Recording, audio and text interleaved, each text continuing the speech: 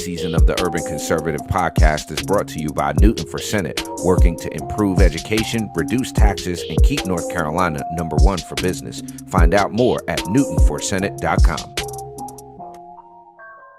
This episode of the Urban Conservative has also been sponsored by Case Technology Consulting. Help your business get value out of its data and become more efficient and streamlined. Case Technology Consulting. Check out the link in the description.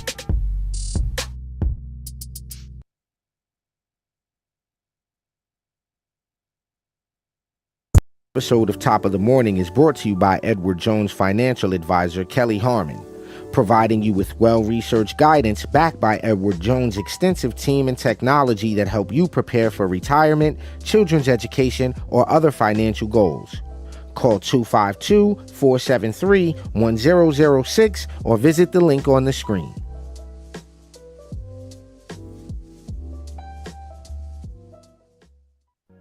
All right, ladies and gentlemen, top of the morning. You are tuned in to the best 30-minute morning show on the internet. Do us a favor, hit that like, follow, subscribe. I'm Raheem Architect Soto, joined by my twin brother, Abdul Ali. Good morning, sir. Top of the morning. What up? Top of the morning, ladies and gentlemen. What's that mug hitting for right there? What you got on that mug shot? That mug shot right there. That's that TUC mug that you can get by visiting the website on your screen. tuconservative.com. As always, you can help us continue to do what we do, which is to spread conservative values, principles, the benefits of conservative policies into urban communities across this great nation of ours. Actually looking forward to being up in Wilmington later today and all over the place. So again, tuconservative.com. Hop on over there, sponsor yourself an episode, hit tens of thousands and millions and all that good stuff. Help us keep doing what we do here, support the platform. So ladies and gentlemen, I gotta hit you with my mug shot though. Yo, you gotta mug shot. What y'all know about that? Which I know 50 years of. Yeah, some of y'all are gonna get mad. Some of y'all conservatives are gonna be like, he has a Disney cup. He has a cup from Yes, I have a Disney mug, and you can't microwave it because you will explode. They put a chip in them. I don't know if it's a China chip. I don't know if this chip is from China. No, are you serious? Are you serious? No, you cannot. It says on the bottom, do not microwave, because it's like a metal sensor in here. So you'll blow your house up if you try to microwave this cup. But let us know what mug y'all are sipping out of this morning. Get in the comment section. As a reminder, always let us know where you are watching from. And remember, you can catch us everywhere you check out podcasts. And if we're not there, please tell us so we can get our behinds over there. But interesting show today, Ali. Interesting show today. So let's premise this here real quick, because one of the most serious issues that we deal with and that we hear the left talk about, the right talks about it. I was just at a meeting in Hope County with some community leaders there about guns and gun violence and the Second Amendment. And what does all of this mean? It gets so convoluted when we hear people say, let's use gun control to stop criminals from the people who are not supposed to have guns, who don't have registered guns, who didn't get the background check, who stole somebody. Let's restrict the law-abiding citizen to stop those. And then So what we wanted to do, because here in North Carolina, we have a constitutional carry bill that was being worked on. We have this issue. We just did away with the licensing situation, so you don't have to go get a purchase permit anymore from a sheriff's office here. Now, you still got to pass the background check. So we made some moves y'all are here. Trying to join the other 25 states? We're trying to join the other 25 states that have constitutional carry, and you're going to tell us who they are. Right now, before we bring our esteemed guest on to really dive into this. So in alphabetical order, Alabama, PC 21, that's as of 2023. So you would be trying to join Alabama, Alaska, Arizona, Arkansas, Florida, Georgia, Idaho, Indiana, Iowa, Kansas, Kentucky, Maine, Mississippi, Missouri, Montana, Nebraska, New Hampshire, North Dakota, Ohio, Oklahoma, South Dakota, Tennessee, Texas, Utah, Vermont, West Virginia, Wyoming. I think I did that in under 30 seconds. You did that well under 30 seconds. So other states have done this. Okay. Other states have what's called a constitutional carry, and we're going to bring our guest on to explain a little bit about what that means. We're going to have a little conversation about this and what's happening here in North Carolina and what that means, what it kind of means for you as a citizen. So without further ado, I'm going to bring on today the president of Grassroots North Carolina, Mr. F. Paul Valone. Thanks for joining Top of the Morning, sir. Well, thank you very much for having me. I appreciate it. Hey, since this is your first time on the platform, I saw you sipping something earlier, so you got to hit us with a mug shot. What you got? What's in that mug? What you sipping on this morning? You'll like that one. Babylon B. Very good. Nice Very good. mugshot. Nice mugshot. Nice mugshot, sir. So you are the president of Grassroots North Carolina. First and foremost, tell the folks, what is Grassroots North Carolina? What do you guys do? What's it all about? Grassroots North Carolina is exactly what the name implies. We're a grassroots collection of volunteers from all walks of life who share a common concern that our constitutionally guaranteed freedoms are being eroded. Most, but not all, of our projects relate to the right to keep and bear arms, and we've been the state's main gun rights organization since about 1994. So that's what we're all about. So, quick question for you. I'm assuming you've been involved in this for a long time and you've heard. I just want to deal with the elephant in the room because there are some places across the country where the left has kind of beat people in the head with this gun control thing. Like somehow, criminals are getting guns legally. On the gun control front, what does this constitutional carry actually mean? The blanket term. Tell us what that actually means. Well, basically, we are right now a shall issue state, meaning if you meet the requirements, you cannot be refused a concealed handgun permit. That said, there are some problems with that concealed handgun permitting system, not the least of which is that certain urban sheriffs, like, Gary McFadden from Mecklenburg County, are obstructing permits. And so the ultimate goal, of course, is that you should not have to have a permission slip from the government to exercise what is a fundamental civil right, the right to keep and bear arms, which has been affirmed by the Supreme Court now in 3 decisions, the most expansive being the most recent Bruin decision. So what we're doing is eliminating the need for that permission slip. Essentially, constitutional carry means, at least as House Bill 189 has it, and I wouldn't really call it a straight constitutional carry bill, which is why we renamed it the Freedom to Carry Act, because it does have some limitations to it. So it's not straight constitutional carry, but it's pretty close. Essentially, what this means is that if you were to meet the requirements for a concealed handgun permit, you don't have to apply for one. You can carry without the permit. Now, that means essentially that you can't have any of the disqualifiers that would prohibit you from getting a concealed handgun permit. Things like DUIs, felonies, violent misdemeanors, and a variety of other things. At its most recent form, the House Bill 189 also contains a provision where you have to receive at least some instruction in the laws governing carrying concealed. So that people have an idea what the laws are. Now, there is no central repository of who has taken a course. There is no database. There is no permission. It merely says that it's incumbent upon you to take a course from the NRA, U.S. Concealed Carry Association, or a state-mandated course that can be done online. So that's where we stand with 189 right now. Now, okay. I'm sorry. No. Good. Well, because you hit a lot, and one of the things I want to ask is, so this issue of the Second Amendment, to a lot of people that you mentioned, Gary McFadden in Mecklenburg, you have Democrat sheriff in Wake County, I believe. The idea of the Second Amendment being used against minorities, that gun rights are being used against minorities by people on the right. Now, and it would be said that groups like yours and the Republican Party and conservative-minded people are trying to work against minorities. What can you speak to about the work of what this means for everybody, not just, because this is not a white people issue or a black people issue, it's an everybody issue. What is the implications of this for everybody? Well, I will note that we have had one big success this year, and that was Senate Bill 41, which did 2 things. First off, it expanded concealed carry into churches which sponsor schools. Previously, they had been considered educational property, and carrying a firearm was a Class H felony. These, by the way, would be church and school combinations, very similar to the one in Nashville where the tragedy recently took place. Now, the other part of that, this is truly ironic. The other part of that bill was our pistol purchase permit system, which is a leftover Jim Crow law from 1919. North Carolina passed it after Missouri passed it, I believe in 1918, after race riots in St. Louis a little bit earlier. At this point in time, when it was passed, it required the clerk of Superior Court to determine whether or not the applicant was of good moral character. Well, if you look at newspaper headings at the time, newspaper clippings, good moral character meant you were white.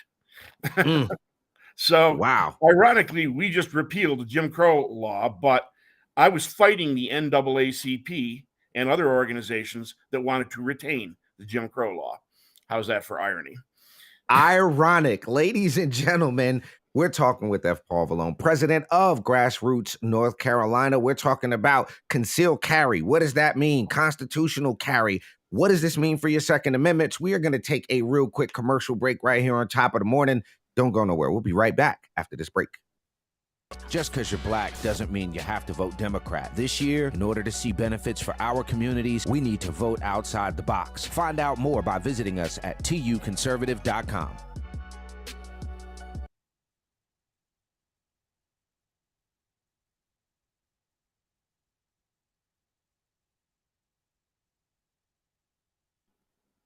All right, ladies and gentlemen, you're back on Top of the Morning here on the Urban Conservative. You're checking out the best 30-minute morning show on the planet.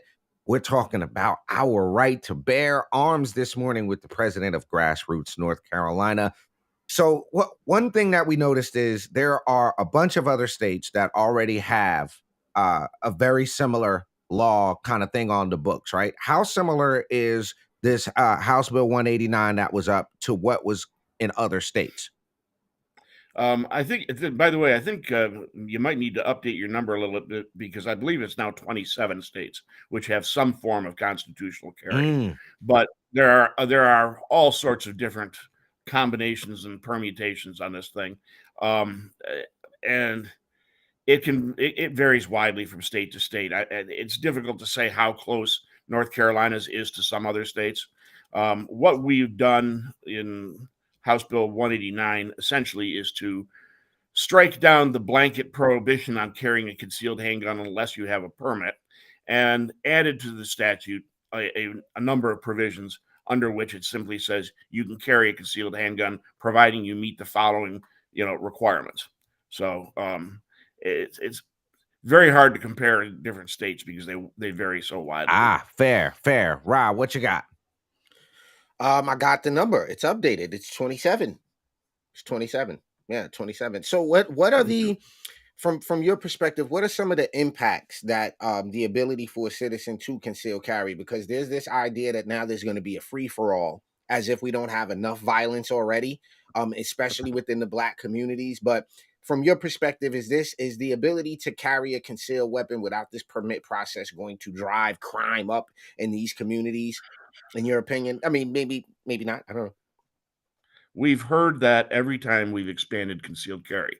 We heard it when we passed. I've been at this for 29 years. Grassroots North Carolina was involved in passing our original shall issue concealed handgun permit law. And we heard there were going to be Wild West shootings at traffic lights there. We've heard it every time we've expanded concealed carry into parks, into restaurants, into public assemblies. Every time they tell us that people are going to be shooting each other, and it has never, ever happened. I'll actually correct something I said earlier. There is one commonality between the 27 states that have adopted some form of constitutional carry. The commonality is it has caused problems in none of them. So the idea that like communities that are experiencing violence, let's just say like a city like Rocky Mount, North Carolina, where the crime is going up, do you think the ability for citizens to obviously protect themselves would help curb some of this if they felt like because I feel like if you know that household has guns in it, you're going to be less likely to want to rob that house if you know that that's a household that may have the NRA sticker in the window or whatever and say, hey, don't come in here, you will. The door stickers they make, little cute ones. But do you think that will help in this situation? Yes. As a matter of fact, all of the data from the Crime Prevention Research Center over the many years has determined that shall issue concealed handgun laws and the prevalence of law-abiding citizens carrying firearms deters murder, rape, and aggravated assault. Okay, so the fact is that criminals don't like encountering armed victims. So they tend to displace onto other type of crimes where they're less likely to encounter an armed victim. Mm-hmm. Wow. So okay, shot that one down for you, bro. That's it. That got shot down. So I tried. I gave it a shot. You shot it. I mean, you shot it out there. You gave it a go. Okay, so here we have a situation, and because I want to, as we hit the halfway point here, I want to make sure I'm understanding this because you clearly have been at this longer than I have, and I want to. This is really a learning experience for us, is what we try to do. So it sounds like to me, we have a right to keep and bear arms. It sounds like to me we got one thing out of the way, which is this ridiculous permitting process. The argument doesn't work that if you have American citizens freely carrying weapons, that you're going to have an increase in gun violence. The numbers don't bear that out. Okay. What about this idea? Because you got to look at, and there's an immigration point of this. Do you know how many illegal firearms are coming over the border? How many of actual crimes are being committed by legal gun owners? Like, what? I'm trying to look for the left's point in this, like, because I want to play devil's advocate to make sure I'm clear. So, where's the bad part in all of this? Where's the bad part of allowing American citizens to protect themselves? It's the why not? Well, let me put it this way. I think their why not is that, quite frankly, it's a little cliche, but I say gun control is not about guns, it's about control. And the fact is that the left wants to deny you your right to keep and bear arms because that tends to keep you more independent thinking, and they want you more dependent on governmental control.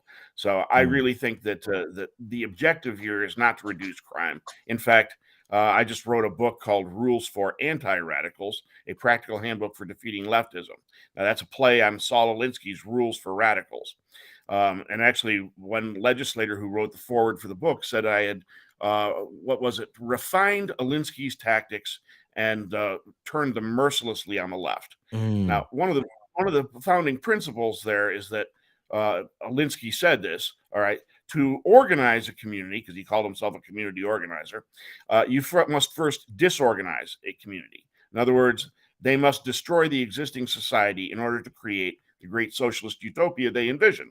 And so I would argue that the increasing crime as a result of George Soros-backed prosecutors' policies, no bail, defunding police, I would argue that at least in some eyes, that's not an accident, because quite frankly, they want to make you more dependent on governmental control.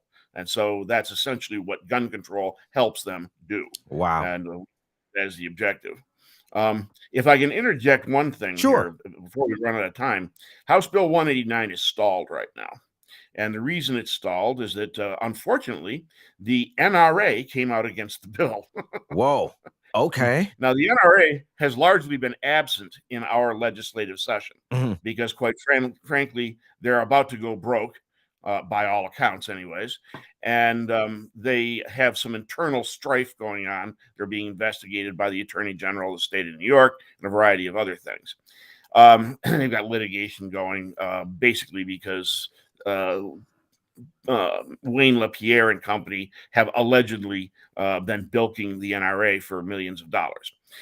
Now, the problem we have here is the NRA has been AWOL until they basically came into town the other day and then basically crapped on our bill, decided they didn't like the fact that it had a training provision, and now the sponsor had to re-refer it back to the Rules Committee to keep it alive.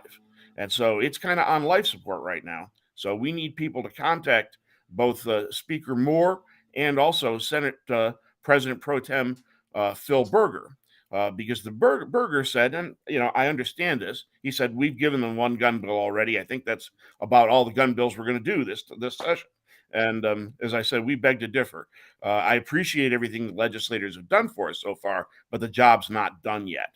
And so we need to get House Bill 189 moving again and get it back out to the floor for a vote. All right. Very good, sir. And real quick, I did want to pull this up. This is the book that you can get, Rules for Anti-Radicals. I got one question for you since you have this rules for, hold on, a rain coming in. since you have this book, I'm going to kind of jump off of this gun thing real quick. It sounds like with grassroots, what I was looking on the website, what you guys do, you guys are fairly engaged in the legislative process and on the ground with people. What do you find has been the most difficult part of being engaged in the political process as it relates to, because I've been in North Carolina 20 something years, and all I hear in cities like Rocky Mount, cities like Winston-Salem and Greensboro and Durham is people on the conservative side of the aisle are working against people of color and against they hate everybody that's not an old rich white guy, right? um how do you What's your take on the radical movement here in North Carolina and the fact that the Democrats have elected a 26-year-old woman as their chair? And I think in Mecklenburg, they just got a 25 or 26-year-old Democrat Party chair there. What's your thoughts on how conservatives and the grassroots conservative side can deal with some of this stuff? Actually, that's exactly what the book goes into, tactics. See, I set about looking for a book of tactics to train some of my people, and I couldn't find one. I found, treatises on how bad Marxism is, everything else. But what I wrote was a nuts and bolts guide to how to beat the left. And that's what the book is. One of the things that I've discovered is that conservatives are generally ill prepared for political action because, unfortunately or fortunately, we're honest. And so we tend to assume that the political process is honest, or if it's not honest, at least responsive to rational incentives. Unfortunately, that is wrong. The reality is that politics is won by essentially applying behavioral models to politicians. I call politicians rats in a Skinner box, and yes, it's not a big stretch to call a politician a rat, but the idea is the Skinner box, they go down one arm and they get the food pellet. They go down the other arm, they get the electric shock. They quickly learn which arm to go down.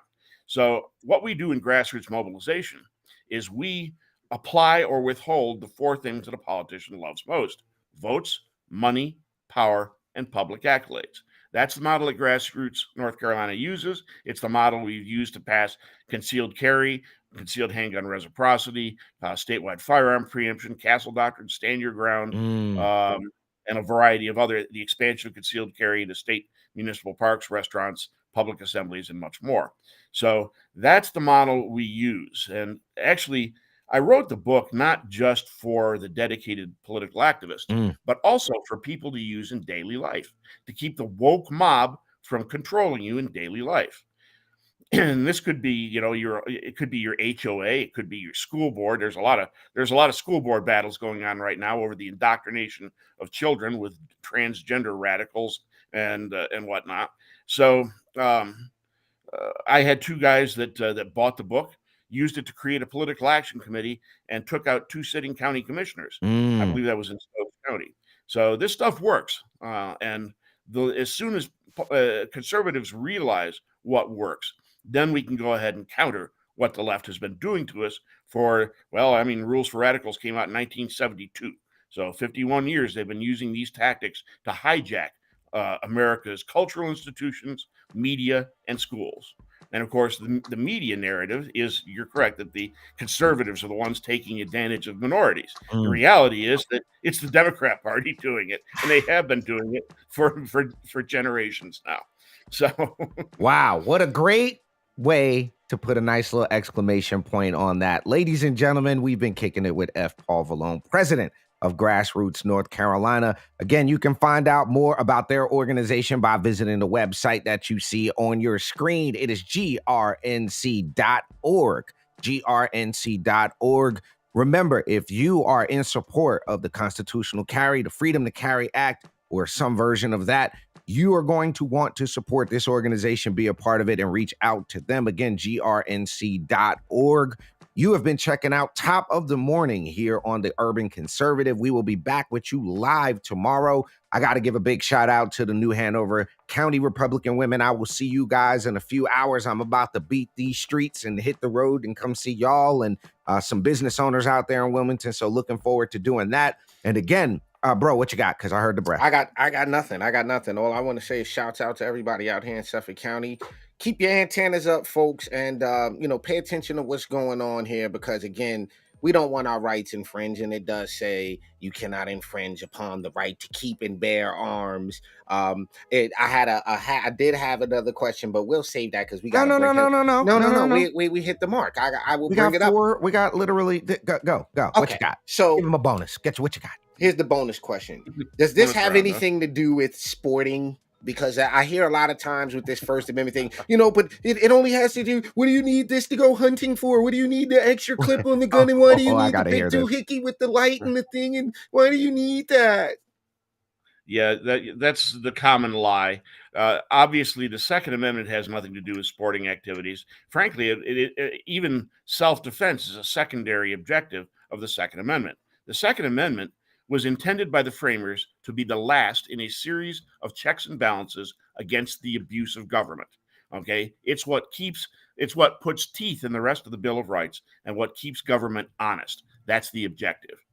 Bang. Well, now we can end the show. You want something else, bro? You want to try something else? Now, see y'all tomorrow morning for Top of the Morning right here on the Urban Conservative. Thanks for joining us, Mr. Valone. Y'all have a positive, powerful, and productive day. We'll check y'all later. Thanks, Jeff. Peace.